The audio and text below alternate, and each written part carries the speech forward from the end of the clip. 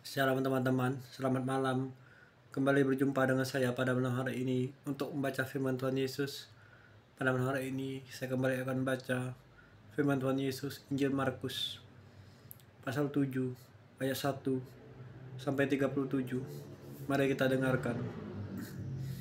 Perikop perintah Allah dan adat istiadat Yahudi. Pada suatu kali, serombongan orang Farisi dan beberapa ahli Taurat dari Yerusalem datang menemui Yesus. Mereka melihat bahwa beberapa orang muridnya makan dengan tangan najis, yaitu dengan tangan yang tidak dibasuh. Sebab orang-orang Farisi seperti orang yang Yahudi lainnya tidak makan kalau tidak melakukan pembasuhan tangan lebih dahulu, karena mereka berpegang pada dari istiadat nenek moyang mereka. Dan kalau pulang dari pasar, mereka juga tidak makan kalau tidak lebih dahulu membersihkan dirinya. Banyak warisan lain lagi yang mereka pegang, umpamanya hal mencuci cawan, kendi, dan perkakas tembaga. Karena itu orang-orang Farisi dan ahli Taurat itu bertanya kepadanya, "Mengapa murid-muridmu tidak hidup menurut adat istiadat nenek moyang kita, tapi makan dengan tangan najis?"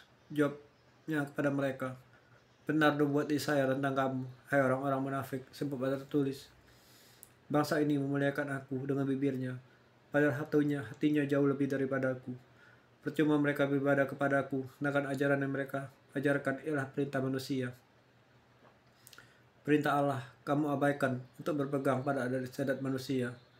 Yesus berkata pula kepada mereka, "Sungguh pandai kamu mengesampingkan perintah Allah, supaya kamu dapat memelihara adat istiadatmu sendiri. Karena Musa telah berkata, hormatilah ayahmu dan ibumu, dan siapa yang mengutuki ayahnya atau ibunya harus mati.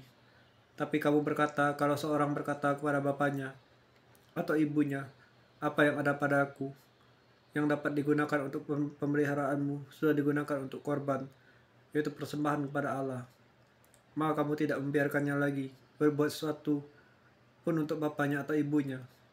Dengan demikian firman Allah kamu menyatakan tidak berlaku demi adat istiadat yang kamu ikuti itu, dan banyak hal lain seperti itu yang kamu lakukan." Lalu Yesus memanggil lagi orang banyak dan berkata kepada mereka, "Kamu semua dengarlah kepadaku, camkanlah, apapun dari luar yang masuk ke dalam seseorang tidak dapat menajiskannya, tetapi apa yang keluar dari seseorang itulah yang menajiskannya. Barang siapa bertelinga untuk mendengar, hendaklah ia mendengar." Sesudah ia masuk ke sebuah rumah untuk menyingkir dari orang banyak, murid-muridnya bertanya kepadanya tentang arti perumpamaan itu. Maka jawabnya, "Apakah kamu juga tidak dapat memahaminya? Tidak tahukah kamu bahwa segala sesuatu dari luar yang masuk ke dalam seorang tidak dapat menajiskannya? Karena bukan masuk ke dalam hati, tetapi ke dalam perutnya, lalu dibuang di jamban. Dengan demikian ia menyatakan semua makanan halal." Katanya lagi, apa yang keluar dari seorang itulah yang menajiskannya. Sebab dari hati seorang timbullah segala pikiran jahat, pencabulan, pencurian, pembunuhan, perzinahan, keserakahan, kejahatan, kelicikan, hawa nafsu, iri hati, hujat, sombongan, kebebalan. Semua hal-hal jahat ini timbul dari dalam dan menajiskan orang. Perempuan Sirofenisia yang percaya. Lalu Yesus berangkat dari situ dan pergi ke daerah Tirus. Ia masuk ke sebuah rumah dan tidak mau bahwa ada orang yang mengetahuinya. Tapi kedatangannya tidak dirahasiakan.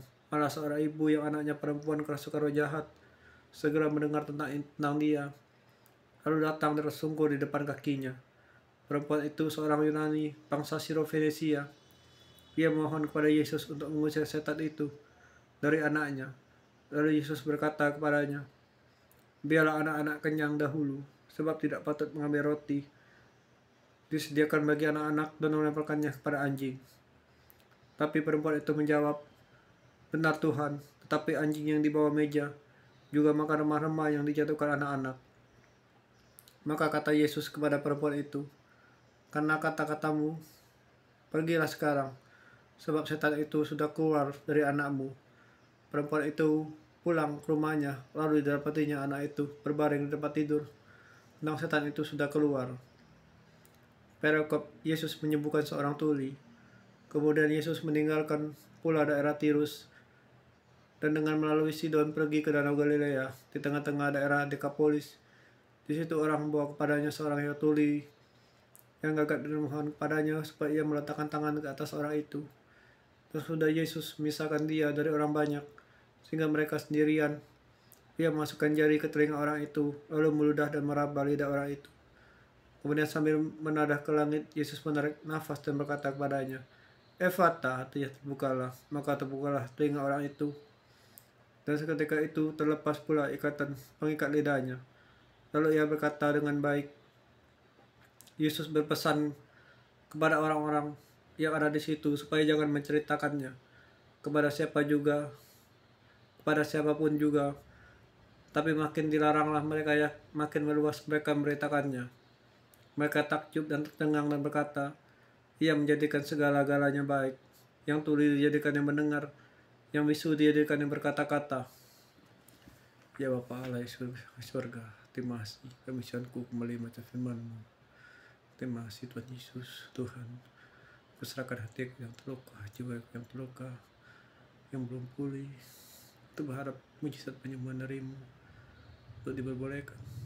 Jika ada tunjukkan jalan keluar dari masalah yang telah alami, bagaimana pernikahanku, bagaimana rumah tanggaku, hubungan dengan istriku, dan segala kesesakan dan kemarahan dan apa Yesus, kuserahkan, kulepaskan semuanya. Berdoa, berdoa ke Tuhan Yesus.